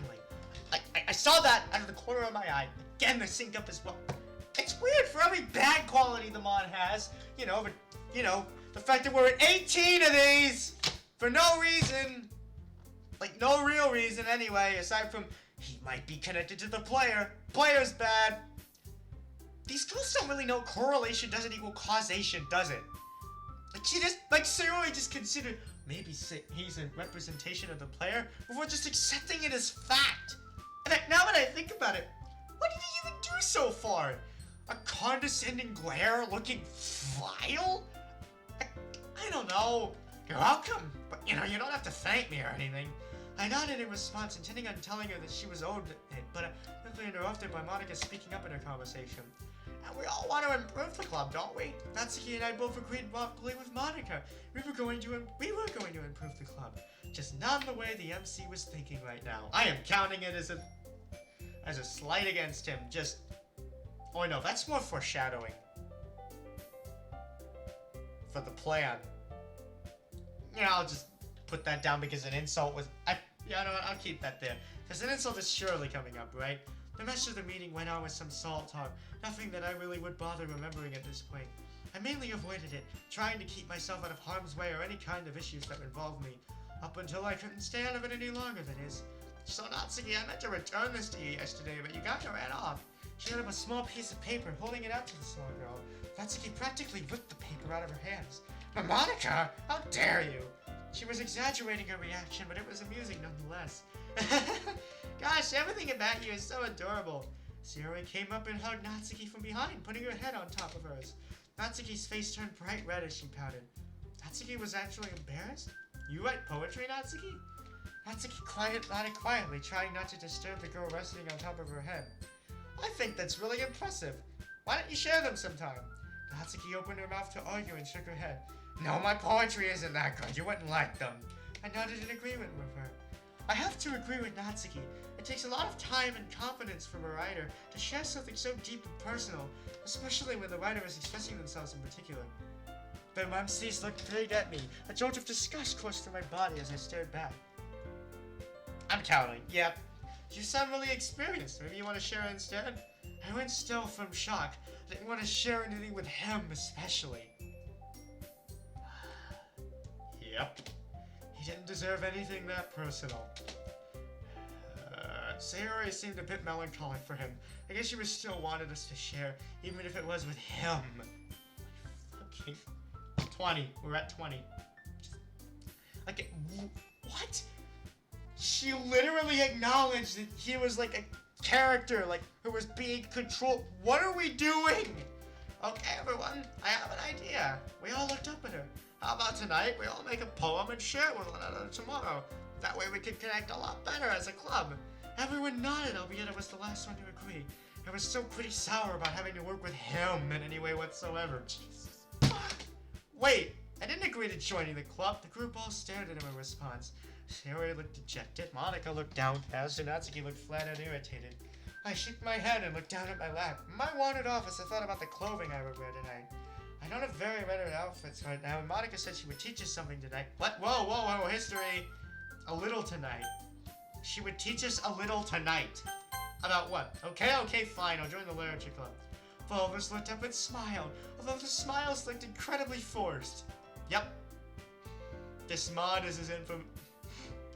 Yep, we're literally italicizing him in bolds. I think they're demonizing him. So that was right. Again, this'll be fun. I joined them after a moment, trying not to freak out over this whole interaction. I would have been really mad if he'd only showed up for the cupcakes. Natsuki made that comment as she turned away and walked off. I took a moment before joining her. Alright, let's see the two in it. Never mind. You want to come together? Sayori spoke softly as the MC agreed with a short nod. He didn't seem to mind our interaction very much. The two of them walked away. I looked over at Nuri and Natsuki, the two of them returning to the front of the room where I was. Thank God that's over. Okay, another detail I like. This is more Monica before story music. This plays whenever MC isn't there. Kind of like the music. Wow, it's weird. I don't know how to feel. On the one hand, I hate that they're just demonizing this character. Making stuff up about condescending glares and vile looks, and italicizing the word him as if he's some kind of... as if he's Voldemort. Like, you know, we must never speak of his name. Ooh. My name is attached to this. That's infuriating. there's details like this, and some... I mean, there's details like this, and the little asides, and the build up to that, and, you know, the plan is being kept a mystery. I don't know what the plan is, so I think we're building up to the reveal of the plan. But there are hints here and there. I don't know, I both like and hate this at the same time. Yuri nodded in agreement with Natsuki. Are you sure Sayori will be okay with him? Natsuki seemed concerned. I could tell from the look on her face as she frowned. Yes, I am certain about that. Sayori might not always be able to understand things, but I think she's got this. I really do. I stood up and adjusted my collar as I looked over at the door, letting out a sigh. So are we ready to go, Monica? Yuri spoke quietly as I picked up my notebook. Before I responded, I brushed off its cover to help calm me down. Yes, let's go straight to Sayori's house. We can go in through the back door to make sure that he doesn't see us. The two nodded as I led them out of the school building, making our way down the street. Alright. The three of us headed out of the building and walked down the road. One of the few places the developer had decided to flesh out in its entirety was Sayori's neighborhood. Yuri decided to strike up a conversation as we continued to make our way down the street. Well, today has certainly been interesting. Wouldn't you agree, Natsuki? Natsuki looked up at Yuri, peeling her eyes off of the road ahead. You're telling me? How do you keep your cool with stuff like that? Oh yeah, you know, with MC giving you a vile glare. Or, you know, growing devil horns spontaneously. We're pretty sure you can do that. Right? Listening to them, I decided to pull out something a little slick. I reached my hand out and placed in a quick line of code in secret. Whoa! Yeah! Split text boxes, too! I don't know how to feel that was ever put into this. There is! I like this! The music changing. Changes the text box. It's... like... there was effort put into this. Again, I both like and hate this, and I don't know where to go! What, is that music? Yuri looked concerned as she searched around. Meanwhile, Natsuki looked absolutely enamored by the noise. Monica, how did you do that? I gave them a knowing smile. Well, it's simple. I waved my hand, pulling up the command prompt box for them to see. They even color-coded the freaking console box! And you know what? Cool! Natsuki waves her hand through it almost childishly. So what sort of stuff can you do with that thing anyways? I smirked, beginning to think of all the tricks I can use to my advantage. Well, what do you want to see? Yuri's eyes light up as she got an idea.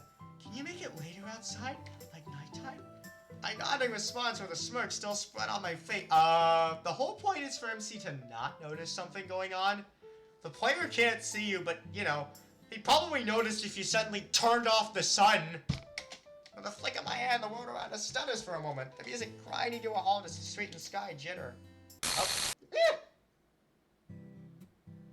Then everything returns back to normal as the streetlights turn on and the sun was now gone. Again. Ta-da! I completely missed the plan to show off code. Because, you know, gotta rely on the fact that MC won't notice the sky change, right? I mean, there is still a player in front of the screen. You know that. It's not like just because you're three are walking home from school doesn't mean MC isn't. I gestured widely with my arms, kind of like I did, as both girls' eyes sparkle. I changed the time of day back to daytime. So it's true. We really are just story characters in a fake world. Oh. And that negates... and okay, that negates my point to the Monica Before Story OST being played exclusively when, like, these characters are on screen, but still, like how it's changing. I try to maintain the now lost positivity, inspired by Sayori's unending supply of kindness. Well, there's always a silver lining to everything, right? Natsuki and Yuri nod hesitantly, both seeming a bit unnerved at the revelation. Well, now we know the truth, and now we can do something about it. We can work together for a better tomorrow and a better life. The other two seemed to smile a little bit more as I said this. Yep, sure they were, finally agreeing to my words. Satisfied with their totally smiling faces. Can't you see it? I turned to start leading us down the street again. The song is so repetitive. Can we please change it? Oh, never mind. You know what? I rebuke my other point. They want the Before Story soundtrack. It changes to that to signify. I stop once again and look back under the smirk. Well, why don't you change the music, Natsuki? Natsuki and Yuri both stopped, looking at me dumbfounded. Natsuki was shocked as she tried to formulate an answer. Wait, I can? Yuri looks down at her own hands. And I can too? I placed a hand on each of their shoulders, both nodding as they looked at me curiously. You guys know what you are now, right? And I know Sayori can do this kind of stuff from previous experiences, so I'm certain you guys can as well. Both girls timidly reached out their hands as if they were being told to touch something sharp. Oh my god, another code box! Effort was put into this, and yet it's infuriating, and yet I like this! Yeah! 2 command prompts appeared in front of the girls as if by magic. One was tinted deep purple for Yuri, and the other was magenta for Natsuki. So how does one make something appear? I smiled, going into a vague lecture mode as I spoke. Well, you need to formulate what you want, and then insert it into the command prompt. If you just put in the name of the object you want, it won't come out pretty, but it'll appear. Natsuki fiddles around with her hand down the command prompt until she finally figures out how to type out the word cupcake. Hey, I did it! A truly black Tisa clanked down beside Yuri, her eyes brightening up in response. So have I, yes! I clapped my hands together before giving Nietzsche a hug, the two of them seeming happier by the second. See, you guys are naturals! That wasn't difficult at all! I let go of them and stepped back. We'll get more into this once we reach Sayori's house, okay? For now, let's clean this up and keep going. Yuri nods, dispelling her panel immediately. Natsuki, however, looked at her command prompt for a bit longer, thinking about something. Give me a sec, I gotta do one more little thing first. The song playing changed from Daijobu to Play With Me, meaning that we don't care what soundtrack it is, it's just the before story soundtrack is integrated. Natsuki placed one hand on her hip and picked up her great cupcake with the other. Finally, some good freaking music! I thought the other music was good, but whatever. And it didn't even last long anyways. You know what? This is fine. This is actually pretty good. They get a console too. And if what I'm reading is correct, they're gonna learn more of this at Sayori's house. They're gonna code! They're gonna learn about coding! They're taking the concept of them being sentient, and it kind of reminds me of club meetings in a sense, except, you know, instead of literature, it's coding. If you get my drift, except, you know, we're demonizing MC.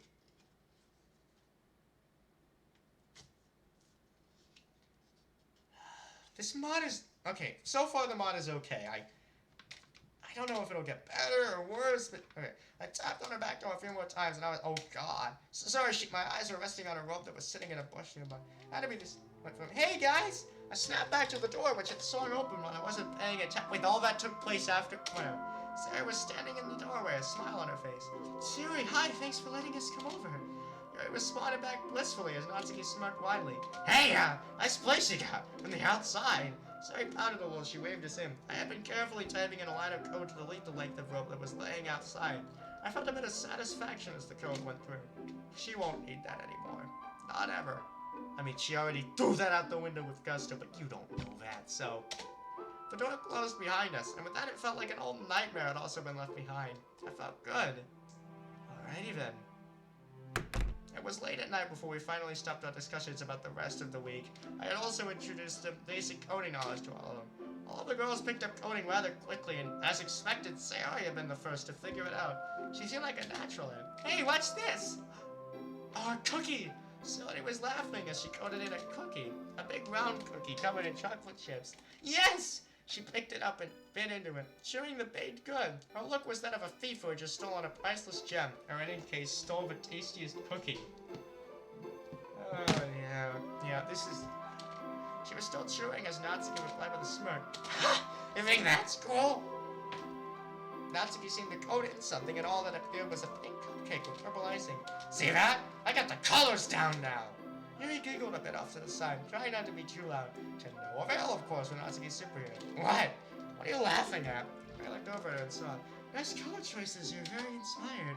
She giggled again as Natsuki realized what she had just done, her eyes widening as she had started to shove the entire cupcake in her mouth. I'll have you know! Yuri was trying not to laugh as she gracefully brought into reality a cup of her favorite jasmine tea, handing it up to Natsuki with a quiet smile. I'm impressed, genuinely. I said it with satisfaction as I wrote down a large success on my notebook for today. I looked up at the girls as they smiled back at me, all of them seeming to be pleased with the lesson we have. With all of us doing this, next Monday will be easy. We will have to work on this every night, but I'm sure we can do this. I said it with confidence as the others agreed enthusiastically. But for now, sleep is more important than that. To which I got just as strong of an agreement, if not more, from the large yawn that Sari let out into the world. Yeah, Sari rubbed her eyes gently. I think I need to go to sleep. The rest of us all nodded as our yawns picked up, the nighttime air beginning to really settle in. I could sleep on the couch.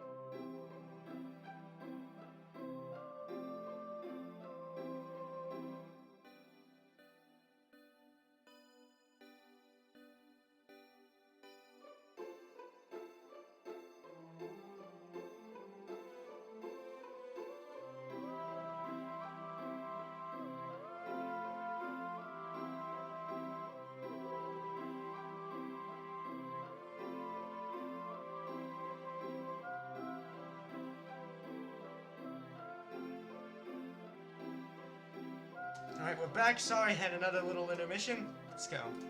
Yuri said it quietly, which Natsuki argued against loudly. As for some odd reason, Natsuki felt the need to take the couch. Not that it mattered too much, as we just made the couch bigger for them. Which left us. Sayori and I. Well, I mean, no one's gonna get with MC, so... fuck it, let's ship them with each other. Monika and Sayori, Yuri and Natsuki. Come on, Monika! I grabbed Monika's hand and practically dragged her up the stairs, taking her to my room. I picked up my pajamas off the foot of my bed, turning my head to face the green-eyed girl. You can change in here, I'm going to my bathroom. Monika nodded as I walked out, leaving her inside of my room alone. I trotted happily to the bathroom and closed the door behind me as I smiled to myself. I took a shower and threw on my pajamas. Gazing at myself in the mirror, I placed a hand on my hair and let my fingers run through it. I didn't want to fix it or anything, I just wanted to feel it. It feels so real, I don't get it. We're clearly in a game world. How else could I summon stuff? How else could I do anything with command prompts?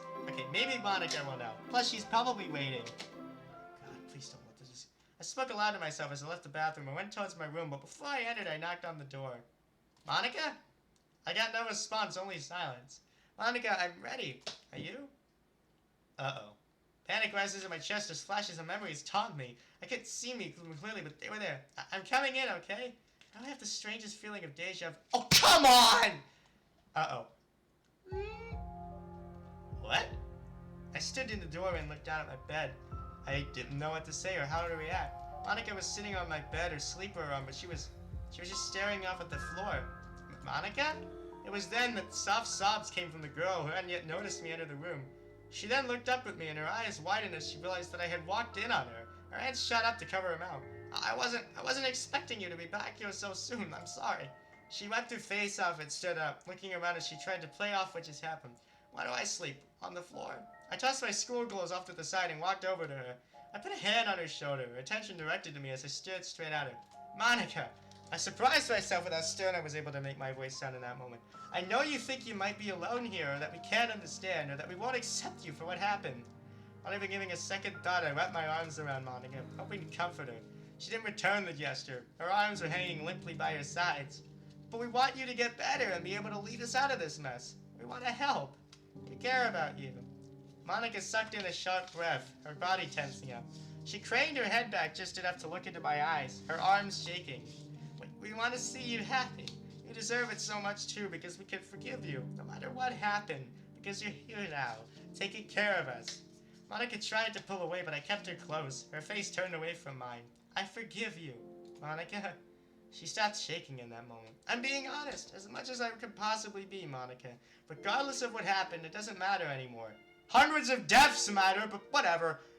It doesn't matter. We're gonna be making the world better. Insulting MC the entire time. Final tally for this stream. 21. Including the him stuff. It's gonna keep going, isn't it? She tightly wrapped her arms around me, her tears coming out in full force. I had never seen her like this before. Again, a condescending glare? Really? Really? Sobbing incoherently, she was telling me everything she was thinking about and more, all contained in one giant mess of words. I took the lead and got her to sit down next to me on my bed, and I just listened to her. That's what she needed at this point, for someone to listen, and I wanted to be that someone for her in that moment. Monica was just interesting like that. She had a way of life I didn't fully grasp, but she always managed to make me feel safe and happy. I'm not sure how long she went on for, but eventually her words slowed down, and she began to finally pull away from me. I pulled Mr. Cow up from the bottom of my bed and placed him between us. Monica gratefully hugged the stuffed animal and laid on her side, facing towards me. Sayori, She didn't try to stand up. Instead, she continued to lay down and buried her face into Mr. Cow. I'm thankful that you're here right now. I reached over and patted her head, something she used to do to tease me. She let out a short gruff noise to test the action, but I knew she was smiling from behind that wall of plush cow. And thanks for letting everyone stay here. Last night for us was not that good. I smiled a bit at that, letting out a quiet laugh. It's like a big sleepover with all my friends, so I don't need a thank you. She looked up at me with a soft spark of happiness, her breathing beginning to slow down a little as she relaxed. I smiled as wide as I could. If anything, I should be thanking you. You're saving us all, doing everything for us. Monica looks away from me, staring at the ceiling. She seemed to be taking in what I just said, a look of concern on her face above all else. She's staring at where the noose was supposed to be placed. We sit like that in solitude, sleep slowly creeping up to the pair of us as I watched her think. After what felt like an eternity, Monica broke the silence. Sayori? Yes, Monica? Good night, and thanks again for everything. You're welcome. Sayori? Yeah? Mr. Cow, huh? Yeah, huh? It's so dumb. Hey, I try my hardest. And anyways, he's my favorite. I guess so. Hey, that sounds familiar to something that MC would probably say. But, you know, he sucks, right? Even though he's done nothing to really exhibit that. And, one more thing. Yeah, Monica? I'm glad you're my friend. I'm glad I'm yours too. Would you be okay with being something more? Like, best friends, maybe? Yeah. Best friends. Good night, best friend. Yeah. Good night, best friend. That's step 1. Alright, and this is waking up, so... stopping point. So, that was an experience. Again, 21 of these. I mean, I did track negative things said about him, but it's the same thing! It's basically just MC sucks, but I'm so conflicted! On the one hand, he doesn't deserve this. I mean, true, he could be a bit dense and, you know, a little perverted, but he always meant well. Oh, you know? And from the game, and from the base game, he isn't that bad. I mean, he's just trying his best. Esther, what even is the plan anyway? It involves MC, so I don't know. And anyway, it's the most infamous mod of all time, and I'm beginning to see why. But I don't think it's that bad, not yet. I mean, it's not even bad. I like the concept. It's getting executed well, and I like the concept of, like, them learning to code. I can't wait to see more of that if there is more of that, but... well, see you next time for Exit Music Redux.